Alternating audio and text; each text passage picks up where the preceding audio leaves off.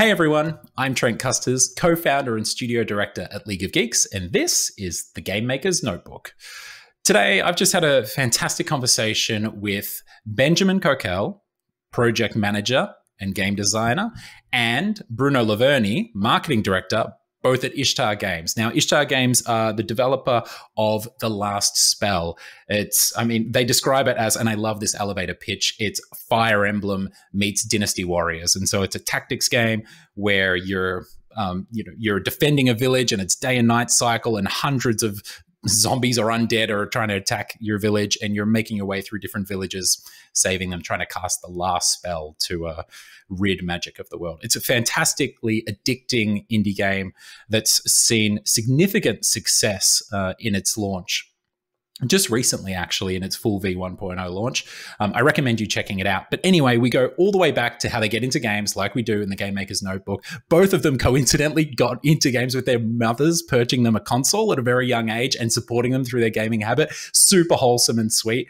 They both go to university and end up at Ishtar Games, their first job in the industry. And almost immediately, as soon as they get there, development on The Last Spell starts and begins. And we chart the journey of its development. We talk about the first prototype.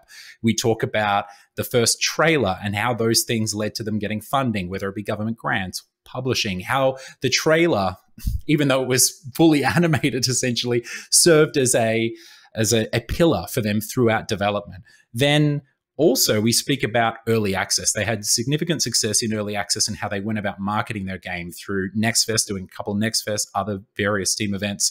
And so we talk about that indie marketing and Bruno and Benjamin's collaboration and relationship as the project manager and game designer and the communications and marketing director in figuring out the features that are going into the game, going into the demos, how we're marketing them, how they're working with their publishers in getting that word out with influencers and everything. It's super interesting conversation for those of you who are either in the indie space or interested in how these smaller developers, I think they're around 40 folks we get into in the podcast, how they go about marketing these games and the landscape that occurs in.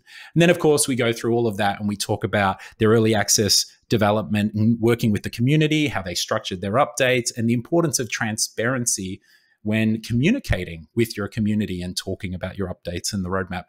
And then we talk about V1.0, how they went about that, the success there. And we wrap up by talking about their next game, soon to come out, called Lakeburg Legacies. I really hope you enjoy the chat. It's incredibly impressive what these two and their broader team have achieved with The Last Spell. So check out the game and please enjoy the podcast.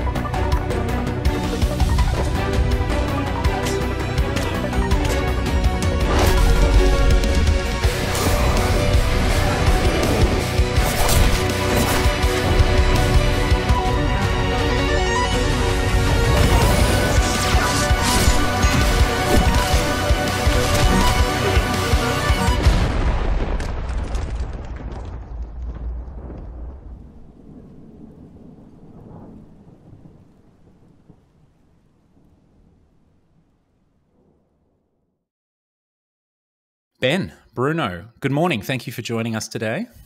Thank you for having us. Thank you.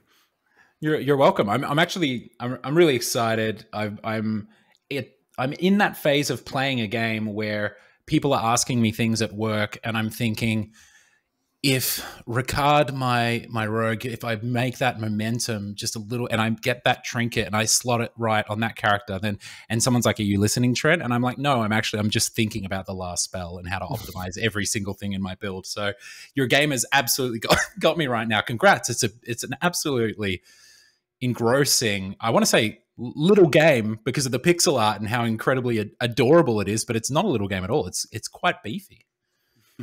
Yeah, sure. Thank you. You're welcome. You're welcome. Look, at the start of this podcast, we always kick it off by going right back to how we got into games. So, Ben, I'm going to start with you personally. How did you first get into games? What's your earliest memory of them grabbing you? Oh, earliest memory, playing a game or working on the game? Well, let's say playing a game, and then how it led you, because we're going to do quickly how it led you into knowing that you wanted to make games and getting started on that journey. So yeah, I'm a bit young. So my first game was Crash Bandicoot on the PS1. That's my first player's memory. And yeah, I'm a platformer kid, like a 3D platformer, not in Super Nintendo. Yeah, I grew with the PlayStation 1 and 2, and yeah, I discovered Jak and Daxter, Ratchet and Clank, and yeah, it was really my childhood. All these characters, Spyro, Crash, and after that, I played a lot of RPGs during my a bit later. So yeah, that's where my RPG passion begins with the Nintendo DS and PSP games like Disgaea and things like that. And yeah, that's it for my player experience. Yeah. And then when did you know that you wanted to become a game developer? It was really, really early because, yeah, as a kid, I loved to draw some level design for 3D platformers. Like every time I had a new game, I just drew some new levels, and yeah, it was a bit of a hobby as a teenager and as a child, and yeah, it was. I thought it was inaccessible. Like you're like, oh, it's a dream job. I can't do that. So you start thinking about a real job. I'm quoting this because yeah, your parents or something like that can say that to you. And after that, I made a jump forum. I visited the jump forum where there were a school about making video games. And I was like, man, it's real. I can make video games. I can learn how to do this. And so yeah, my journey was pretty basic to starting this point. I searched for a school. I get in a video game school, and after that, I had the chance to find a job at Ishtar Games, and so yeah, straight away. Yeah, it was just a straight line, like a straight line from Crash Bandicoot to Ishtar Games. I love it. Yeah. And you sound like you had a similar journey to me with video games as well. But would I be right in assuming that like your early video game playing days was mostly console? It wasn't like PC games. You were playing it was console games because my mother loved to play games before I was born. So yeah, she was playing a lot the NES, Super NES, and actually when I was born, she sold everything to buy me a PS1. Oh wow! So I didn't. Have the experience to play with the old console. I was already modern, and yeah, after that she stopped to play, but she continued to buy me video games on console because yeah, she was familiar with this and not on PC. It was only console and sounds like it was maybe one of the best investments she ever made. Yeah. Did you hand her a check did you get a bonus check from the last spell that you're like, this is for you, but pay her back for the PS1? PS1's probably pretty expensive these days as well. Yeah, I could do this, yeah. But it was really fun. 2 years ago, Crash Bandicoot 4 was released, and I invited her to my house to play with her Crash Bandicoot 4 as the old days. Yeah. That's amazing, man. Wow. All right, Bruno, I don't know how you're going to top that wholesome story, Bruno. You got to go the absolute other direction or something. But Bruno, what about you? When did our wonderful medium first grab you, and how did you find your way into games? Yeah, I think I've been playing for as long as I remember, because I have pictures of myself as a 3-year-old baby and with a NES controller in my hand. So I guess I was born in it. But yeah, it's a strong follow as well. That's good. You had a hard story to match, and you're doing well already. Yeah, and I was I'm a bit older than Ben, because I had the Master System when I was very, very young, and I always played like Sonic the Hedgehog on my Master System. But I think that my best memory was the Dreamcast days, because my mom bought it to me, and I had of course. These French mothers just buying consoles for their children. I'm being shortchanged over here in Australia. Yeah, do you know how long I had to campaign to get a Nintendo and NES in my household? No, it was a long time. It was I felt like I had to sell everything to get the NES in my house. But sorry, continue. No, my mom was very supportive of my passion for video games, because I played a lot of Sonic Adventures on my Dreamcast when I was young, and like one of my best memory was that I wanted the GameCube when it was released, and so I had been bothering my mom so much for like 6 months, because I wanted this console on the release date, and when we got into the store to buy it, it was sold out, and I started crying, and my mom just picked up a fight with the sales people, because they had promised me on the phone that they had pre-ordered one for me, and it was a lie, and so she was so angry, because she knew that I would be a mess for the weekend. And so, but in the end, we still managed to get a GameCube in another shop. I love it. You know, you've got a mum who really cares if they're willing to go full Karen for you on the video game guy, right? Yeah, that's what she did, and that's surprising, because she's never a Karen for anything. Like, she's super nice, but for this one, like, it's the only day in my life when I saw her generally angry with the shop. Yeah, amazing. It's good to know she's got it in her, though. That she's willing to go the distance for you if you need. Yeah. And then, so how did that love of video games and this NES and GameCube lead to you entering the industry? I think that it started in my adolescence, because I started to play the Ace Attorney games, and these games changed something for me, because when I played them, I was like, okay, this is something that I want to do later. And then, like Benjamin said, I started to say, okay, this is not a real job. This is a dream job. So maybe I should go for another job. So that's why I became a teacher. And and 2 years later, I started to think, okay, this is maybe not something that I want to do for the 45 next years of my life.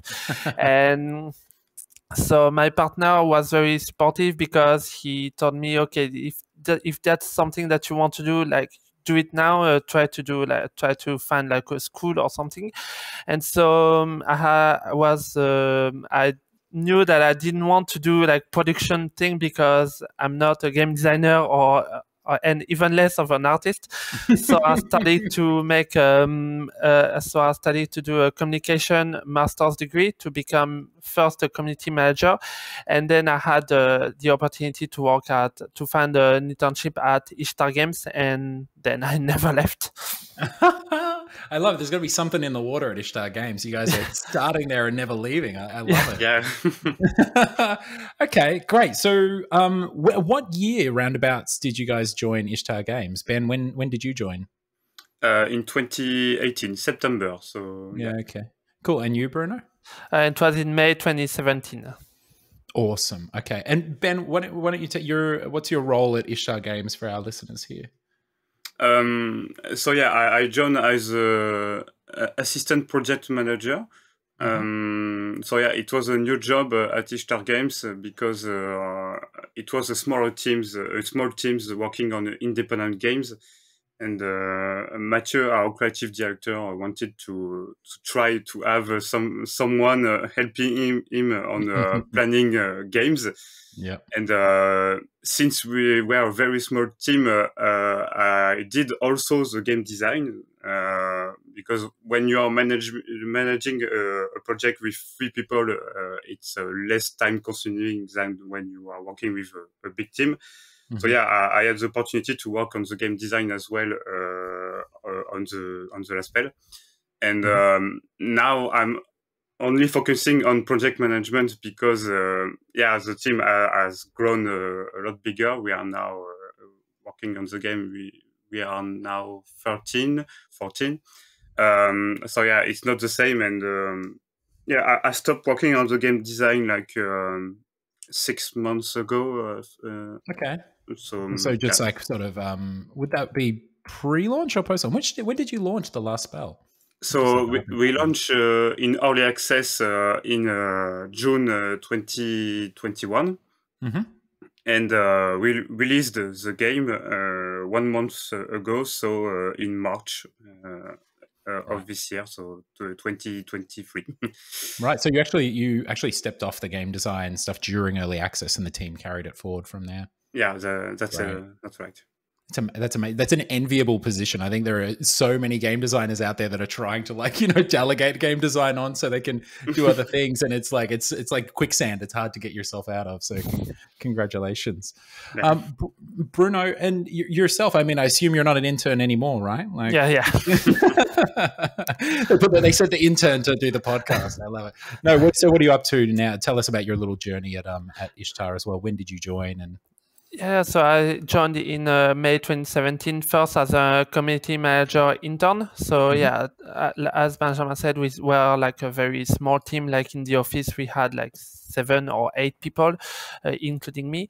So yeah, it was I was just doing the community management at first, and then I worked on a game called Dead in Vinland, which was our previous game before the last spell.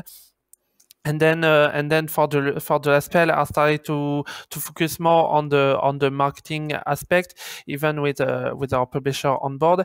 And then as we started to grow even bigger, we started to develop other games than the last spell as well. And so I started to focus more on the marketing side, which is why I became I went to community manager to communication manager to now marketing director, and now I do much less community management because we have now our very own community manager in the team. So now I focus more on the marketing and planning strategy aspect and less on the answering to the Steam forums. Yeah, I know. It's like it's interesting. It's like there's so much fun to be had though in those little bits, like whether it's game design, obviously, like in the nuts and bolts of that, but like interacting with the community. Some of my fondest memories over the 12 years at League of Geeks is like on the Armello forums, talking to folks about their experience of the game, especially during early access. Yeah, incredible stuff. Okay, so look, did you both join around like Dead in Vinland time? Were you both working on that, or was the last spell spinning up as you came on board? When did the last spell development start? So it started when I arrived, so September 2018. You're like, I'm here, let's go. that was a bit like that. Mathieu started to look at new people to work on the last spell, so he wanted a new assistant for him planning the game and a new developer. And it started like that. So when I arrived, the high concept was written. So there was the lore was written, the game concept was written.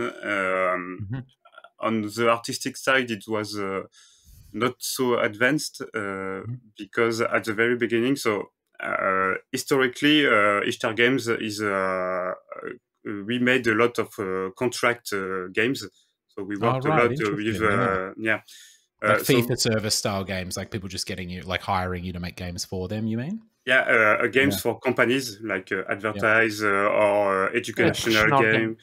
Cool. And it was around 2015. Mathieu was he was upset about this. Like, I want to make games for players and not for companies. So he divided the studio in two teams, like the teams working on the contract games and the teams working on independent games. And in 2018, at the start of the last spell, it was still a thing. Like, most of people were working on contract games, and we were a few working on the last spell and Dead in Vinland. And our main artist for the last spell was on the contract game. So yeah, art was really early when I joined, and he started working on the game like 6 months later. So yeah, the first prototype of the last spell was very, very ugly. That's good. Usually that means it's a good prototype. The uglier they are, right? So, we're talking a lot about the last spell. I just want to mention as well, so there's a few founders of Ishtar, which we'll no doubt mention at different points through the podcast. I mean, you've mentioned Mathieu, the CEO and creative director. You've also got Frederick, the commercial director, and then Christophe. Who's game designer. Right. So, as in case we're referencing these random men through the podcast, that's who we're talking about, right? And your Ishtar is based in Bordeaux.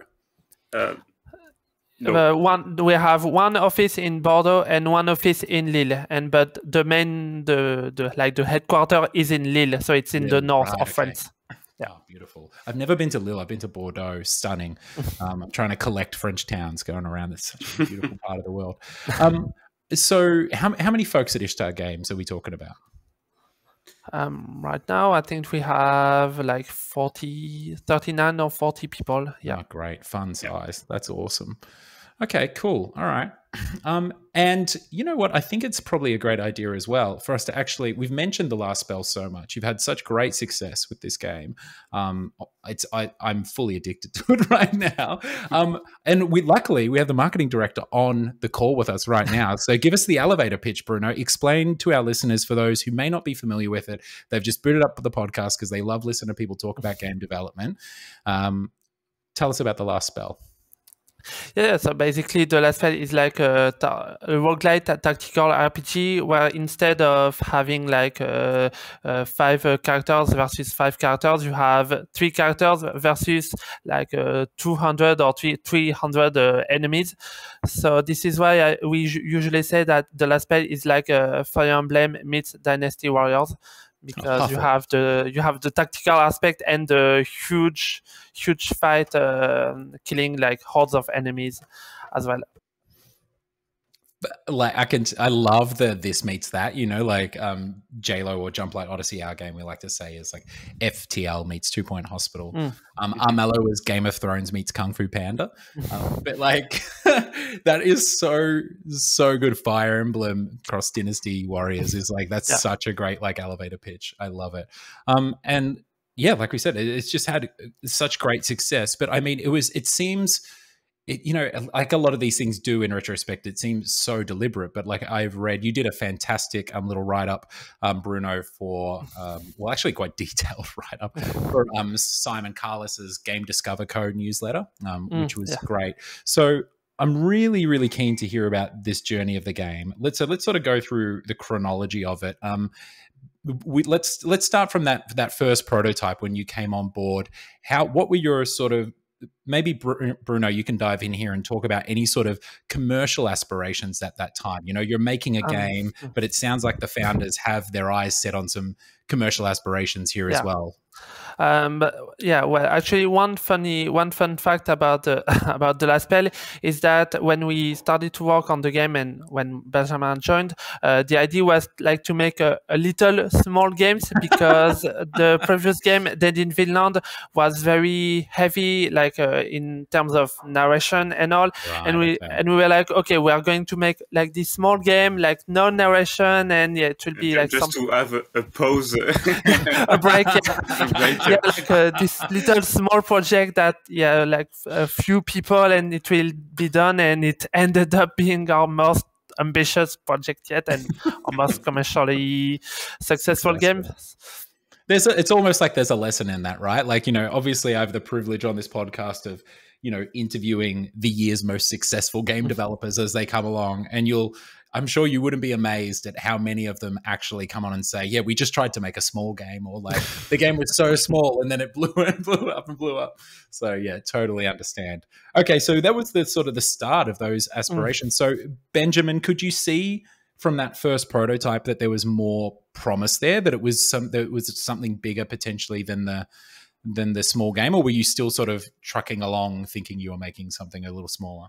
Yeah, actually, the game grown very slowly, and organically, right? Yeah. We didn't see it coming. Like we were developing features after features, prototyping things, and you are like stacking everything until like a Jenga tower.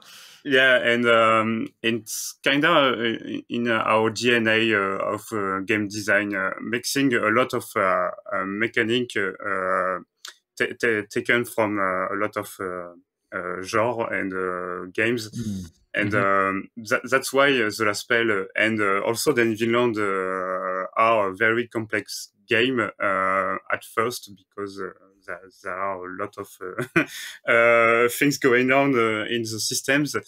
But yeah, that's how we build our game. We start with a very core game, and we add things that can make the gameplay deeper and deeper. And yeah, that's how the last spell has grown.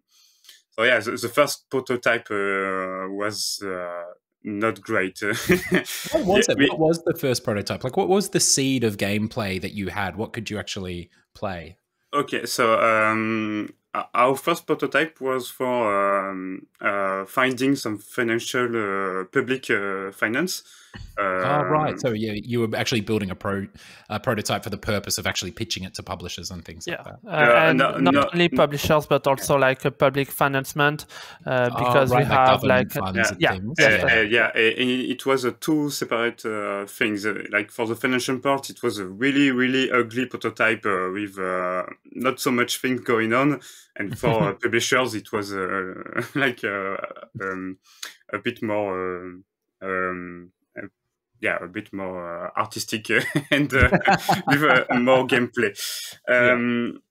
So yeah, the first prototype we had the night and day cycle, and enemies arrived at night.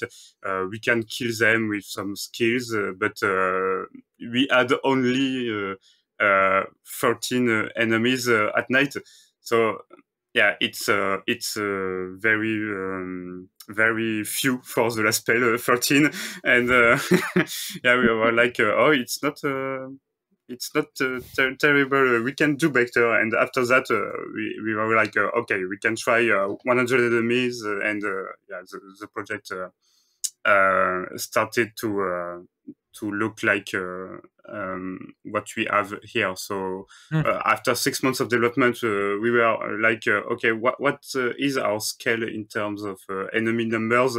And at this point, we were like, okay, this is our one selling point. Like, we are a tactical RPG with a lot of enemies. So let's make this really, really big, just to print this in the mind of players. Like, the last spell is a tactical RPG where you fight hundreds of enemies, and when you click enter on the first turn, you see 15 enemies, 50 enemies coming at you, and And that's actually how we started. We made like our very first teaser trailer, and it was a very like everything in this trailer. Like it was a very successful trailer because everyone was so hyped about it. But like I think that 80% of this is totally made up because we have because like gamers don't listen to this podcast. It's only game developers. So it ended up being very close to what we had actually in the game in the end, but it was very different from what we like when we launched the game. It was very different from the teaser, but the main idea was to show to the players, like as Benjamin said, it was okay. It's a tactical RPG, and at night, lots of monsters, like bloodthirsty monsters, come, and you can make like huge skills to like kill 10 enemies in one shot, and that's exactly what we wanted to convey to the players. Like this was the idea that we wanted the players to keep in mind, and that's what they did apparently. And I think it's a great things to make a fake video of gameplay. Because we can use this as a goal to reach. Like, okay, if if the game isn't like the teaser, we failed. So we try to to be as close as the teaser we released. And this teaser was made by Jacques, our artistic director, and Mathieu, and they were discussing about what they want for the final game, and after that it was our goal to achieve this teaser. And was that teaser, that was the announcement trailer in 2019? It's actually amazing because looking at that teaser, it doesn't feel far from the game. So like, you know, like you say, Bruno, it's like it's completely fake or whatever, but Benjamin, it sounds like it did serve that purpose of acting like a North Star for the team throughout development. If you've landed so close to it, right? Did you find yourselves like constantly returning to it through development? Was it actually something that, like you're saying, you held up in development?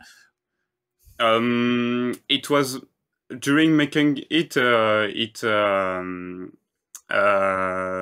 helped us to identify the pillars of the game. And after that, we just stay close to those pillars, not so much on the video, but the video helped us to try to find the core of the last spells, the pillars, and after that, the pillars help us in the game design to stay close to this. Did you feel at any time hamstrung or like constrained by this teaser that you would put out into the world and those assumptions that you'd made early on about what the game could be and might be? Did you find yourself at times in development being like, oh, but if we go down that path, that's too far from the trailer? Or did you just follow your gut instinct during development and let those organic get good paths arise? Yeah, because it can be like a double-edged sword, right? It serves as a great North Star and pillar, but at the same time, you're constrained to that to some degree if that's players' expectations. Yeah, fortunately for us, the teaser was only showing the combat part, so it was easy to follow this, and because I don't want to say that the combat was easy to develop. It was hard. But you heard it here first, folks. but compared to the managing part, like the day phase when you have to build the town and construct some new buildings, buy things. It was really difficult to pull something out, and this part had us make a lot of prototypes to arrive at what we have here. And during early access, we made a lot of changes for this phase. It was great to only show the combat because we could we were pretty confident on where we were going on this at the time, and And at this point in time, because it's an interesting thing, and maybe you can, I'm not sure how much you can get into it, but the game actually has 3 publishers listed on the on the Steam page, right? Yeah. Like, you were, first of all, congratulations, you're acquired by Nacon, right? Like last year, was it? Yep. Yes. So part of the Nacon family, and now publishing as thanks to that, it sounds like too. So Bruno, I'm sure you got your hands full there as well. Yes. So obviously that's why Nacon's names is up there, but then you've got Gamera and you've got Arcade Crew too. So who was on in these early stages? You said you set up the prototype, you know, to get publishers or funding on board. Who was on in the early stages, Bruno? Yeah, actually, it started in 2019 when we had this. When we started to work on the teaser and all, we were not sure if we were actually going to sign with a publisher, because we knew like we could technically do it by ourselves. And then we launched the teaser, and then we went to Gamescom like 2 weeks after the teaser, and then we started to talk with some publishers, and so the Arcade Crew like came to us, and so they were very confident, like they wanted to bring the last spell to like a new level, because they couldn't bring money and all, so to give us to allow us to be as ambitious as we wanted to be with the game. So that's how we started with working with the Arcade Crew, which is the indie publishing label of Dotemu.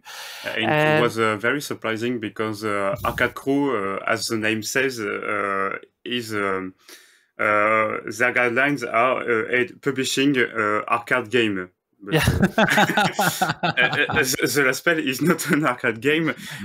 But at first we sold the game as an arcade feel, as we are a fast-paced tactical RPG. I remember that one. Yeah, and at some point at this game zone we had a combo system, like in Beat 'em All. When you kill the enemy, you have a combo going on, and you gain more souls at the end of the night if you had a big combo. Like chaining your combos together, right? And but we gave up this idea, but that's how we sold Arcade Crew to join us. Well, it did. The feature at least got you some funding, and then we can cut it from the game. That's good. I like it.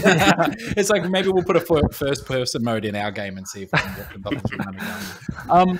I actually just want to take a moment to dive into that decision. Like, I know it might have, but Benjamin, can you remember the decision? Because it's just interesting, right? Like, that's such a tried and true mechanic that no doubt I'm sure worked in many ways, but what made it not so right for the last spell? Did it make it to early access and you figured that out, or did you pull it before early access? Tell us how you went through the process of, knowing to cut that. Yeah, so we gave up this idea just before our first demo in 2020. Yeah, it was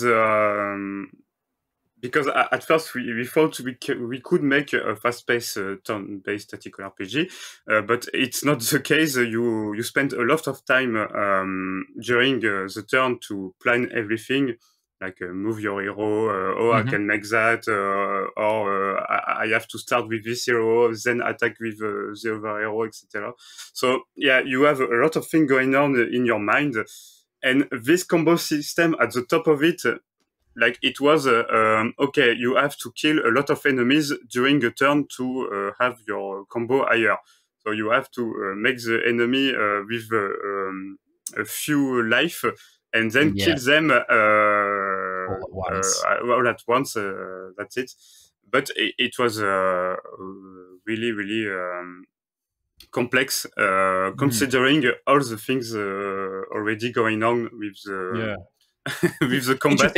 It sounds like it's also taking the player's motivation in a different direction than making interesting tactical decisions, right, between like different characters. Yeah, that was our focus, the tactic part of the combat, and not actually having a combo going on. It's it was a bit off with the game, and I think it stayed for 1 year in the development.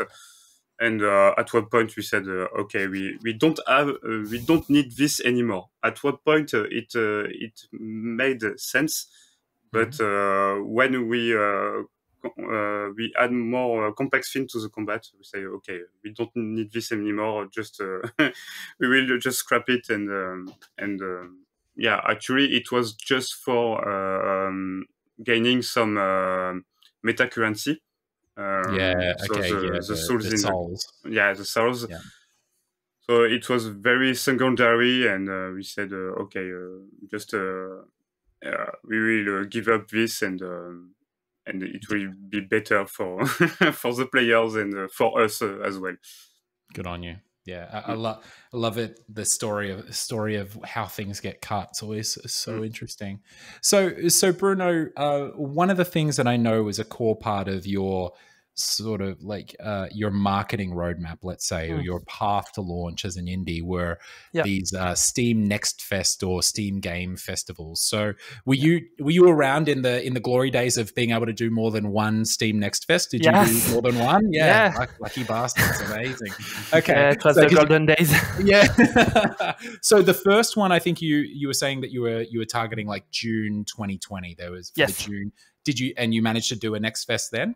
Yes, actually, it was, I think it was in March or in April 2020 that we started to hear about the Next Fest, and it was like very new, like we did not know what to expect.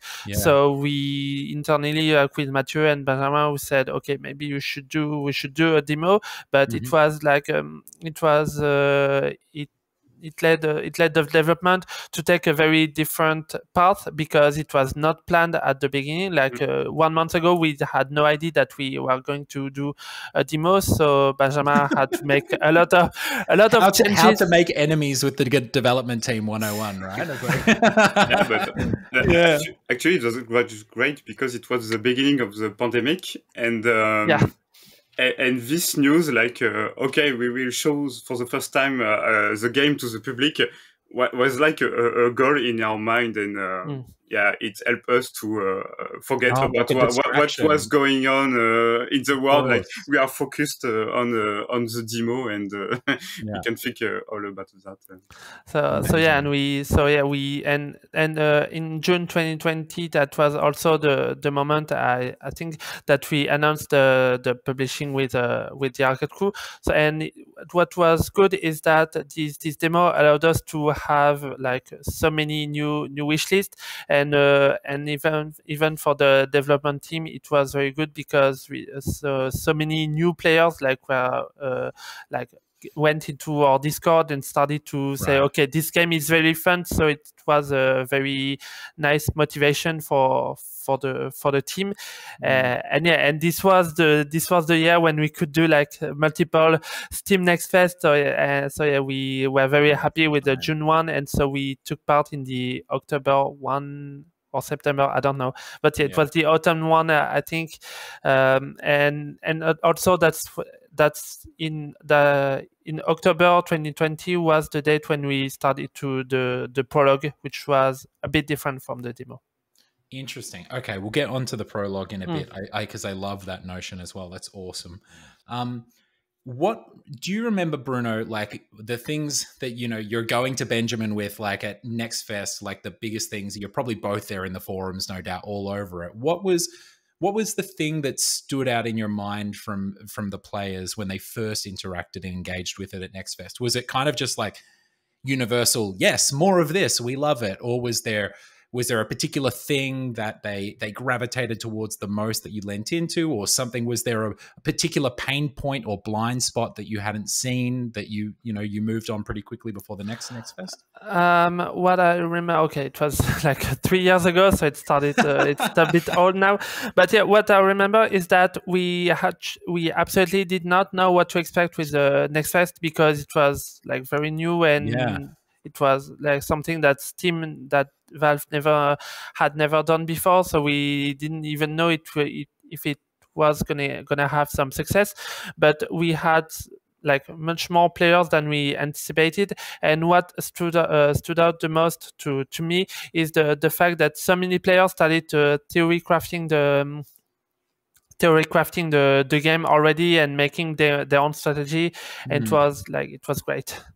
But yeah, maybe Benjamin can say a bit more about like how the development team like felt about the first players' feedback. Yeah, I can. So as Bruno says, when we launched the demo, our Discord started to grow really fast.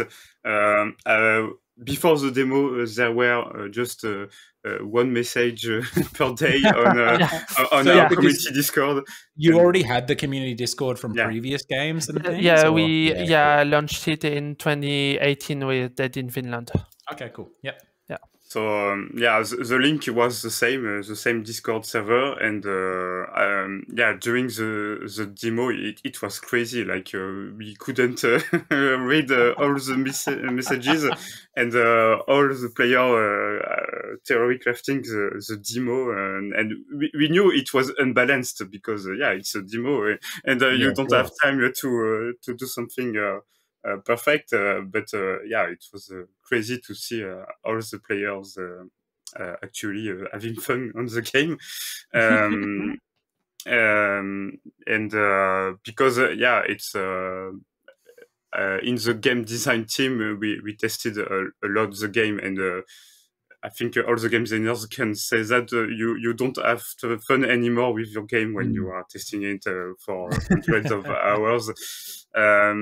So you started to have some doubt about the game, like okay, I'm not having fun, but is it because I play this game every day, or is it because the mechanics are bad? So the demo was really reassuring for us. Like, okay, we are making a great game. People are enjoying it, and the things that players didn't like was the day phase. So where you build your structures and improve your hero. It was a bit a mess in terms of mechanic. Yeah. And like too complicated or hard, like they didn't understand it, or too much or too little. What can you remember what they didn't like? It was too complicated because it was unintuitive, because we didn't have much tutorials. But for the combat part, every player, so a big part of players understood the combat without a tutorial. But it's a tactics game, right? They get it. But for the day phase, it was really complex. When we saw the messages, they were talking about things, but not the good way. Like we clearly saw that they didn't understand the mechanics, and we had big balancing issues with our mechanics for the day phase. So we knew after this demo that was our main focus for the next milestone. Like, okay, we need to revamp everything on this phase to make the player more satisfied. And we knew that we had the prologue coming up, so we are like, okay, for the prologue, the combat is great. Let's not change that and just work on revamping all the day phase. Great. Okay, so let's get on to that prologue, because as you say, that sort of came out around the time of like the next fest, right? In October. So Bruno, how did that idea come about at first? And tell me and our listeners what that idea actually is. What do you mean when you say a prologue instead of a demo? So it was a very different time from today, because nowadays there are much less products in general on Steam. But at the time in 2020, it was like prologue was the very new and very popular thing to do. Like we had like most indie games would do a prologue, and a prologue is like a way to gather some wish list, because players would say okay, this is supposed, as a prologue, this is supposed to be like the first hour of the the first hour of the game, and actually a prologue is supposed to be like very very close to what the actual game would actually turn out to be. So the idea behind the prologue was to say, okay, we are going to do like the first 5 nights of the game, and the lore would say, okay, this is the beginning of the game. And but yeah, it was surprising because at the time, like, everyone would do it, and some games would have like lots of success with their prologues, and other would not have so much success. And for us, we didn't have lots of success with the prologue, and we don't really know why. Maybe because the demo was already a huge success, and so maybe the target audience already knew about the game and already had the game on their wish list. But from what I remember, and tell me if I'm wrong, Benjamin, the prologue was not that different from the demo. I think that you did some changes, but yeah, we did some changes on the day phase, and we had our answers because. But you're right, Bruno. Essentially, players from the prologue are players from the Steam Next Fest. So it was interesting to have their feedback, but it was the same amount of players and not new players coming in. Now, this prologue, was it a new app or a new Steam page that you were directing people like? So it's a whole new Steam page. You put up like a free prologue that then at the end or something links to a wish list to the actual game. Exactly. So it's tricky. I love it. But we discussed a lot with Bruno, and we conclude to have a button in the game to link to the real page of the game. Of course. In the game over panel, in the main menu, etc. So just to make sure that the players are clicking on the right button and not not the prologue. They'll be notified when the prologue releases eventually. Okay, cool. So that's interesting. So Bruno, what did that mean for you when you've released this thing, the prologue doesn't perform how you expect or how you anticipated, and bringing this big new audience? You've now got Gamera on board, the Chinese publisher as well at this point in time, right? Yes. Then you're doing showcases with them, showcases with the Made in France as well. And then, but just around the corner in February 2021, there's yet another Steam Next Fest. Am I right? Yes. Yes. So tell me about this, because I'm so interested in this sort of like this multiple iterations of a demo and how it helped and assisted in your success. You've had one that's extremely successful, learned some things, it sounds like you've applied some of them in the game and then released it as a prologue. Not performed well as you would have hoped. What did you then do between the prologue and Bruno? What was your focus leading into the Steam Next Fest and your hopes for that?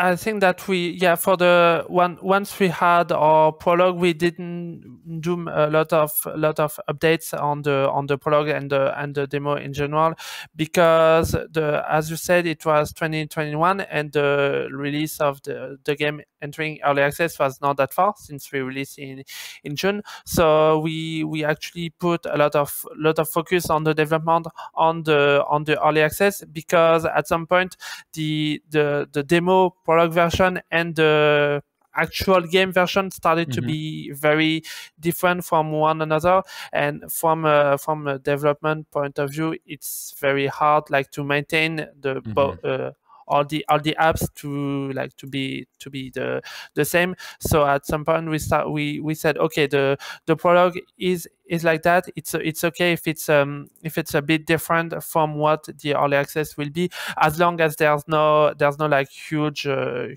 critical bug.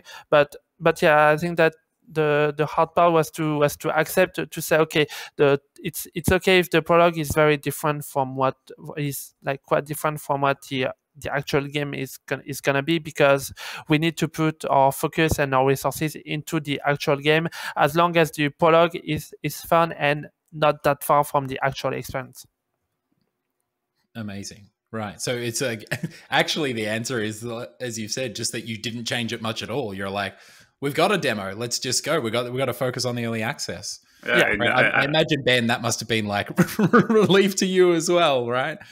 Yeah. To whip up another demo. But I think we participate in February to the SteamNet Fest, but we put the prologue in the demo. Like, Arcade Crew was asking us to participate to this festival, but we are like, no, we are focusing on the launch for the early access. We can do it, and they said, okay, just put the whole demo, the prologue, and it will be fine. And I think we attract some new players with it, but some players were really disappointed. Like, but it's just the prologue. You put on on the Steam Fest. So it was a bit weird. I understand the move to try to attract new players, but our fan base was not understanding what we were doing. I'm sure though, like you are still getting wish lists, it's not performing the same as that first Next Fest. You are still getting new players in and in the Discord, and it's growing and everything. All right. So, and then shortly afterwards, if I'm correct, you announced the release date for your early access. Yeah. And tell me about the lead up to that. Like, I mean, let's start from a marketing perspective, Bruno, leading up to an early access launch, because there's an interesting thing here, and I'd be keen to just get your thoughts or your personal philosophy on early access marketing versus, and especially for indies, this is a really big question, right? We don't have the huge AAA budgets that some folks do to, just spend it all a couple times or whatever. So, what were your plans for early access in regards to marketing, and were you still thinking that the big bang was coming like later on, and this was sort of like a little launch, or were you giving it all that you had?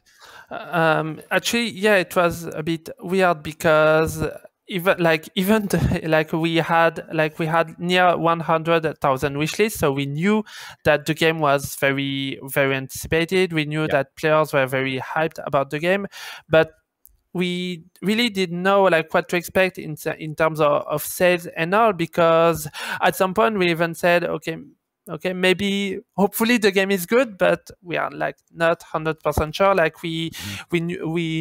We had some objectives. We said, okay, if we sell this much, then we are happy, but we still but our goal was to do everything that we could for the early access launch, and if it even went to the release date, because around April, May, we knew that we wanted to release the game, and at some point we were like, okay, we know we want to release the game in early access, but we need to release it soon enough, because we know that players want it, and we know that we want to show it to the players, but not too early, because we knew that once we started the early access, we were going to be on a very intense development cycle, because we knew we would need to do very regular updates and all. And in terms of marketing, we did everything that we could. We did some influencers. We did we had a new key art for the game.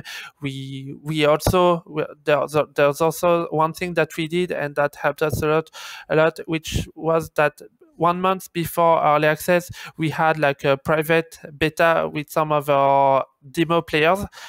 We picked up, I think it was 20 or 30 players from the demo, and we gave them a very early access build, and they found so many bugs and issues, and we thank them for that, because it was awful. I bet. Yeah, it's thank you, but also not thank you. They were happy, but when we saw all the bugs and you were not unbalanced thing. But Yeah, I think that we tried to do like everything that we could to have a successful early access. But I think that the main thing that we have to keep in mind is that the success of the game was the that much of a success was a surprise to us, because like we released the game and then the hours passed and we had more and more player on the Discord, on the Steam concurrent users. The Steam sales like grew so much, and also we the weekend after the release of the game, so it was the weekend of the 5th of June, we saw like streamers with a lot of viewers who played the game and all, and at that point we said, okay, maybe this one is going to be a hit, and yeah, it was a huge hit at the end. Yeah, did you do your own influencer marketing push or anything at all, or was it completely organic? No, actually, the influencer was mostly handled by the publisher, but I think that most of it, some of it was organic, but we still had some sponsor streamers. Yeah. And one thing that was cool is that like we had a huge streamer that we paid money to play the game like for 2 hours, and then after his contract ended, he kept on playing the game like for 20 hours. So it was a nice investment. Yeah, it sounds like it. Sounds like it. And so, Ben, as like a game designer and project manager, you're at the pointy end of deciding what to do with your marketing at early access versus V1.0 is one beast.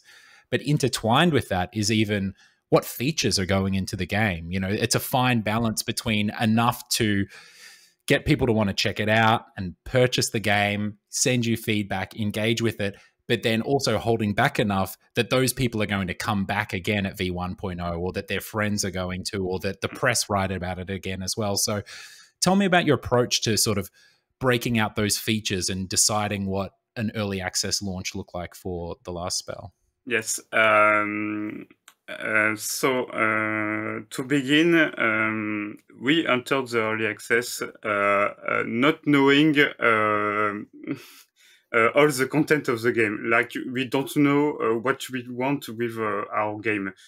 For example, we don't know. We had a run that lasted 2 days of gameplay. And we were like, okay, is this the final experience? Do we want to add more days to this run? Or do we want to add more maps and more variety? Do we want to add mini boss? It was really, really tough questions. And so you knew you had all of these levers, that directions that you could go in, whether it be features or scope or content, but you were kind of waiting, I guess, for the community's input and attraction. Yeah, sure. And it was really the full early access experience, because some studios made the choice, and it's a great choice to planify everything. Like, okay, we are going on early access. The final game is this. We are releasing this in 1 month, etc. And when we entered early access, we were like, okay, we are waiting for community feedback. We have a lot of ideas on how the game could be, but we will see what players want. Right. It was actually that loose for you. You didn't internally have a really strong roadmap of like, okay, over the next month or however many sprints, we're going to be doing this new big feature. Yeah, it was it was really actually. We released the game because we were ready, we were prepared. The game is we have a lot of content for an early access. We can release and handle all the community feedback, and our project is ready to be this flexible and try things with the players because we have this core gameplay, like the day and night phase working, a lot of enemies and a lot of items, and we're like, okay, now what can we do with that?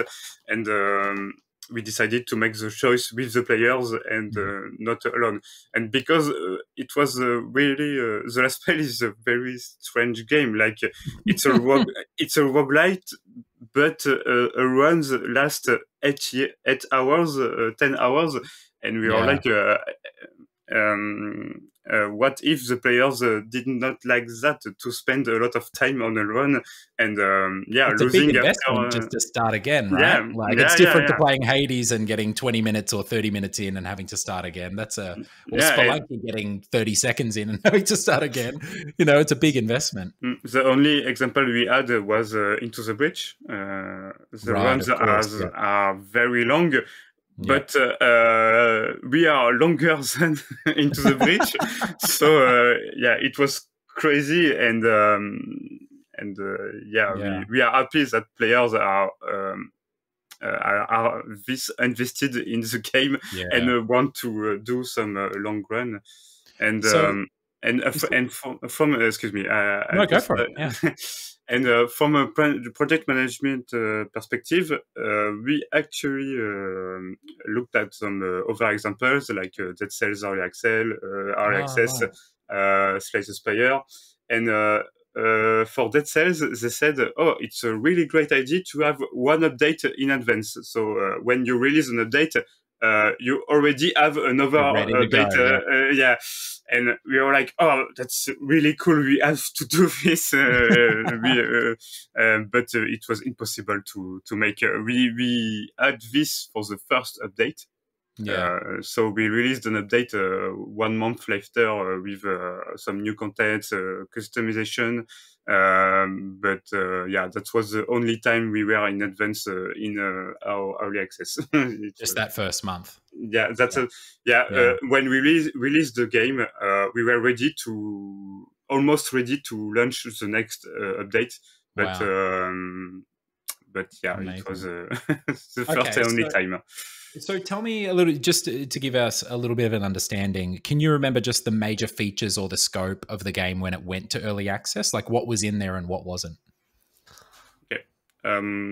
So there had like the first town. The first town. Yeah. Go for it. You have me. So we had one map, one boss. We had all our weapons, so all of our gameplay was So your gameplay was there, like ready to go and be expanded upon. We improved it a lot during the early access, but all our archetypes of gameplay were there.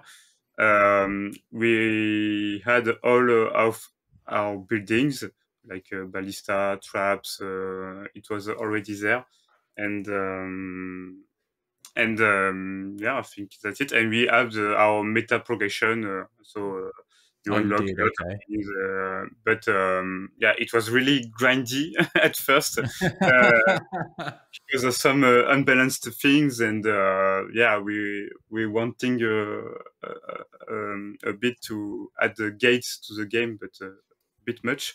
So the early access was really improving all of that stuff. So we had a lot of content during the beginning of early access, but instead of some early access who had a lot of content, we basically just focused on reworking all of our system during early access. Right. So your early access wasn't so much about expanding the content that was there, but just taking in community feedback and refining the game. Yeah, and the content was releasing new levels, new map, but apart from that, we didn't add much content to the game, and that's a bit of frustration because you have all your systems already refined with a lot of player feedback, and that's all. The content is the same for the game since the beginning of early access. Apart from the maps, which is a big part, but of course. The weapons are the same, the buildings are the same. the perk system, we revamped it totally during all access. But yeah, we designed the system to add more perks, but in the game, this is the base content. We didn't have time to add more perks, so yeah, it's a bit a frustration. But so, what was the first thing that so you've got this first update ready to go? You're ready to get that out, but obviously now the broader community, like the Steam public, are able to just buy this game now. And as you said, Benjamin, you're waiting for people to like tell you what direction they want you to take the game in an early access. What was the thing that you heard overwhelmingly from folks? What did they request for update 2? Essentially, the screaming masses, the horde in the night. I know what they wanted. Yeah, tell me, Bruno. There's one thing that they wanted, but we'd never been able to give them to them what building rotation, because that's something that they wanted. Like they wanted to be able to rotate the buildings, and and it was in terms of production, it was something that was not possible to do in terms of development. So it was like it's 4 times the content, right, on every building. But people doesn't realize that we are a 2D game. We are not a 3D game. You can't rotate things. We can't spin the camera here, folks. Yeah. That's so frustrating. That must be so hard. I know we had something in our Mellow, which is just hot seat play. So you could get on the one computer, and with your family or your friends around it, you could sit there or have it up on your Xbox and pass the controller around. But the game is never designed for that from the start, because you see the cards that everyone else has. But it's been the one thing that our community for literally 7 or 8 years has been like, we want this thing, and we just can't give it to them. It's so heartbreaking. What could you give them? What did they ask for, Ben, that you were like, I can do that? Yeah, it was clearly a new map. A lot of players, because we were asking ourselves if we had to extend the map we had. But players were like, no, I want to play another level with the same, give me another map with another boss, with another theme. And we were like, and before the release of Early Access, it was in our plan. Like, during the Early Access, we will make another map to see if players are liking it. If we are liking it, if it's a thing to produce, if we can make it, because our first map, Lakeburg, we had it since the first demo. So we never did another level design for the game since that. We were like, okay, that's our new main focus, making a new level and developing all starting revamping all the systems with the community feedback. So did you have the system and the structure there, it sounds like, to support these multiple maps and everything as well? It was an intention. As I said, we didn't knew where we were going, but we prepared everything. If we make a lot of levels, we have to have a world map to select levels. So at the start of the early access, there were a world map to select levels. Even if there is one, you can just select the difficulty of it. And I love it. It sounds like they fell for your trap card. It's like you set them up. You set them up perfectly. Did you? I hope you were at least like, Bruno. I hope you were like, look, this is going to be. It's really tough, folks. I don't know if we can get maps, but we'll see what we can do, and I'll get back to you next week. And what's interesting about the early access is that I think that one thing that we did right in the game is that we always stayed very transparent with our players in terms of communication, because when players get a game in early access, they are definitely fine with the bugs and the issues and the fact that it's not finished. But what they need to know is that we are working on the game, and we know what we and they know what they are getting in the next few months. So like, for example, the first thing that they actually asked when we released the game in early access, it was the roadmap. They needed to know like where we were headed, and the fact that the fact that there were some features during early access that were harder to make than the others, or there was some, for example, when we revamped the perks, it was a very huge undertaking, because we basically Benjamin and his team had to redo like a lot of systems, and we were very transparent with our players about it. We said them, okay, this is something huge, and this is why, for example, we are going to have to delete your save, and the fact that we were very transparent and very upfront about it is the one thing that helped us a lot, because in the end they didn't like they were not very angry about the changes that we made, because we were very transparent with the reasons why we did some changes. And for example, the fact that we had to delete their save, and for some players it was like huge. Yeah, it's a big deal. Yeah, because they had invested like hundreds of hours, and we basically told them, okay, you're going to lose those hundreds of hours. But the fact that we like carefully explain to them why we need to do it, why the perk system was not working for us, and the fact that if we redo it, we need to remove everything, because it would be like impossible to keep their actual save. When we actually deleted their data, we didn't have any a lot of any complaint. Yes, they were actually, it was the meta system, not the pack system for the reset of the save, and players were pretty happy to start over the game. We changed a lot of things with this update. So they were like, oh, cool, a new way to rediscover the game. And it's cool. It's kind of like when you play World of Warcraft and you roll a new character, you know, when an update comes out or something. I think that's the same. But it's thanks to Bruno and his team, because we prepared our players to this. Since the beginning of our access, we said, okay, at what point we will have to delete your save. We want to make it only once, but we can tell if we will have to make it several times. But our plan is to make it once. But it'll be worth it. And when we started to develop this update, Bruno and his team published some blog posts like, okay, we are doing it in the next month or two. We will delete your save.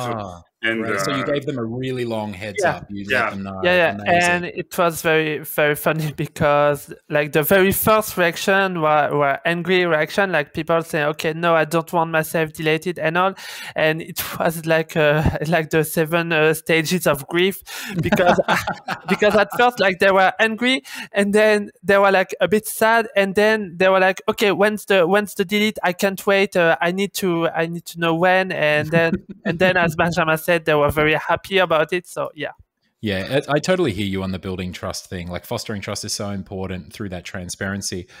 In our 7 years or so of live service support on Armello, by I think like a factor of 5, the most popular Steam announcement we ever made was a post when we came in the morning and we realized we'd introduced like a 23% crash rate to the game, and we had to roll back a major update that we just released. And we had to we just told them, we're like, hey, we're rolling back this update. We fucked up. Here's our dashboard with the crashes. That's this update. And it had like thousands of likes and comments, and everyone being like, oh, shit happens. Best of luck. We're here for when it gets, like, thank you for being so transparent. It's really endearing. I think it's because it's unfortunately can be a bit of a rare thing in video games, especially with some of the larger PR machines. Yeah. But look, early access, big journey. It's huge. Let's get onto the full release. So coming into full release, Bruno, I know what you sold. How many units did you sell in like a month or 2 months or something? It was wild. Like you mean since the 1.0? Yeah, 1.0, yeah. Yeah. We released. We sold like 60,000 units. So which is amazing. Incredible. Which is great, and same as the beginning of early access, we didn't know what to expect, because when we look at other games in early access, like there are games in early access when they release in 1.0, they have a huge success, and others don't. So we were like, okay, maybe this will sell. But one thing we know is that lots of players had actually already bought the game, because the game was very generous in terms of content even before the end of early access. So the fact that we had a nice success in the first month of 1.0 was a great surprise for us. Amazing. And so, Ben, again, talking about that, like the difference between the feature set in early access and then V1.0, going into early access, not knowing what the game is going to become later, did you have any sort of big features that you were dropping at V1.0 on people, or was it kind of just like more improvements, we're done, have fun? The one major thing was the final map, because when we decided at one point during early access, we were sure where we were where we were going. Excuse me.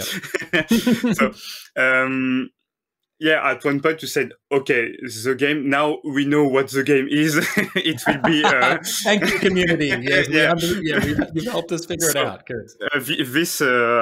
This happened during, I think, April 2022. So almost 1 year after the early access, we said, okay, we know what we want to do with the game. We will have 5 map with 5 different boss. Actually, I don't remember. Yeah, we have. Excuse me, we have 5 bosses and 5 months. We have 5 maps, but 1 map is for the tutorial, and the 5 the 4 others are real maps. We know what we want to accomplish to release the game, and with that, we made a roadmap, in internal roadmap with, okay, this update will have absolutely this, but we always let some space for the community feedback. Yeah. So this update, this update will have 2 more bosses, and we left some blank for community feedback. This update will have the new map blank for the community feedback, etc. Right. And for the end, for the 1.0, there was the final map with the final end. Like, okay, this is the end. For our listeners, right? Like, you are the commander, and you're going from town to town or map to map, essentially, right? Like, and so the last map is the last chapter of the game, essentially, the ending to the game. Yeah, and I think it's pretty common for Access to do that, like Hades, Dead Cells, adding the final chapter to the story. Like, okay, we are releasing the game. Here's the final, the final map, the final level, and you can enjoy the final experience like that. Yeah, amazing. And Bruno, how did you go with the press? Like, tell me about your approach for the press, getting them on board, and how did you feel it went? It was a little bit surprising, because not surprising, but the fact is that when we tell about the press about a game that has just released in early access, so in 2021, some journalists will be like, okay, I will wait for the 1.0 to be released. And so when we reach out to them again during the 1.0, they said, okay, no, this game is too old. So it's a bit weird, but we had some press that were like that. But one thing that that was cool with the 1.0 is that we did the console versions as well. So we had the Switch and PlayStation to build up, like saturate the airwaves with that sort of stuff. Yeah. So for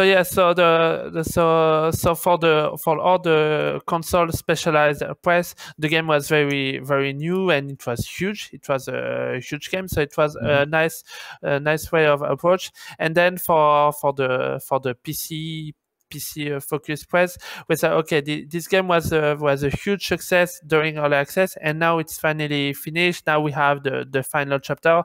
So there you go. And yeah, we did have some very nice articles. We had some articles on Kotaku, on PC Gamer, on Rock Paper Shotgun, and we also had some reviews on Nintendo Live, for example, for the Switch version. But yeah, it was interesting, but it's the fact that we went out of early access is a bit weird, because we're not a new game, because the game was already nearly 2 years old, but it was also the very official, the actual official release of the game. So yeah, it was a bit between the two. Yeah, it's getting harder and harder with, whether it be press or influencers or even your players. I mean, some press are even reviewing games in early access now, which is it not like that's an absolute nightmare to me to think about that, like your game being reviewed in early access. But like it's totally tricky to navigate that and trying to convince folks like, hey, this is it, this is the big one, and lining up your marketing, your like we're saying, features, and holding back some. But anyway, congratulations, it's been absolutely amazing. I'm pretty ready to wrap this up. We've had a wonderful conversation, but there's something that's got to be mentioned here, which is Lakeburg Legacies. Right. So Bruno, fill us in. You got another game coming out. What, like Q2 this year? It's releasing in a few months. But Lakeburg Legacies is actually a very has been in development for now a few years. We announced it in June 2021 during the PC gaming show.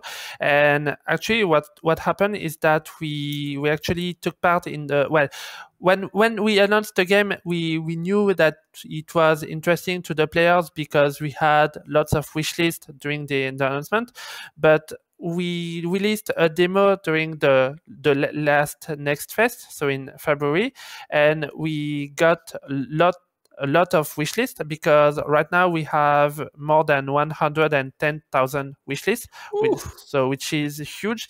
And one thing that's been crazy to us is that thanks to this demo is definitely the best marketing material that we ever did, because we have so many organic streams and videos and content even on TikTok.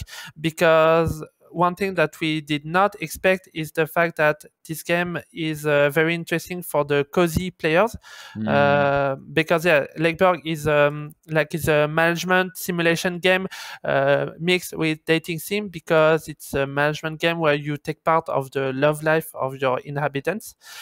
And the art direction is very, very sweet, very colorful, and so the cozy players actually love the game.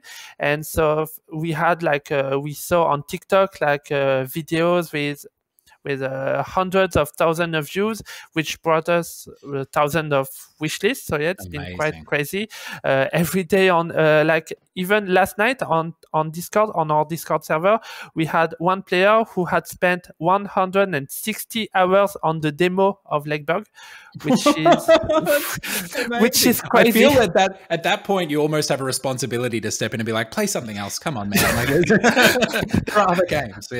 That's incredible. But we are very excited about it, because it's the very next it's the next game after that we are going to release after the last spell, and it's very different because the last spell is like very dark and very gore with a lot of blood and skeletons and all. Glam metal synthwave in your ear while you're like making the hardest decision of your life. Yeah, and Lakeburg is like very cute. Like you just make sure that that your inhabitants are very happy because they're not cheating on anyone, which is hard. So it's very different, but very exciting. It's such a great concept. I love it. I watched, I saw the trailer, and it's so fantastic at communicating. Like you said, the marketing materials are communicating it. We all have that friend that consistently inserts themselves into everyone's love lives, and I feel like this game is made specifically for that friend that we all have. So I think you heard it here first, folks. I think Ishtar Games got another hit on their hands. And also, one question: Lakeburg, is it set within the Last Spell universe? No comment, or.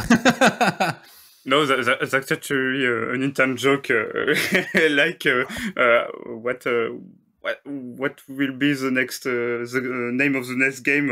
I don't know. We have to find a name for a medieval village. We could name it Lakeburg, and so it begin. But we added something in the game to Easter egg to remind the last spell. One of the best discussion on Discord and on Steam is like players debating on whether the Lakeburg Legacies is before the last spell or after the last spell. They are trying to do like a timeline.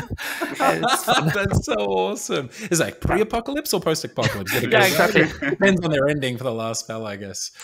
Well, congratulations again, gentlemen. Absolutely fantastic. Fantastic time I'm having with the last spell. Congrats on all your success, both critical and commercial. Your recent acquisition and joining the Nacon family, publishing games. Sounds like a very exciting time over there in Lille and Bordeaux. Super keen on Lakeburg Legacies as well. So thanks for joining me here today. Thank you. Yeah. Thank you very much. It was a pleasure. Yeah. Have a wonderful day. Take care. Thank you. Bye. You too.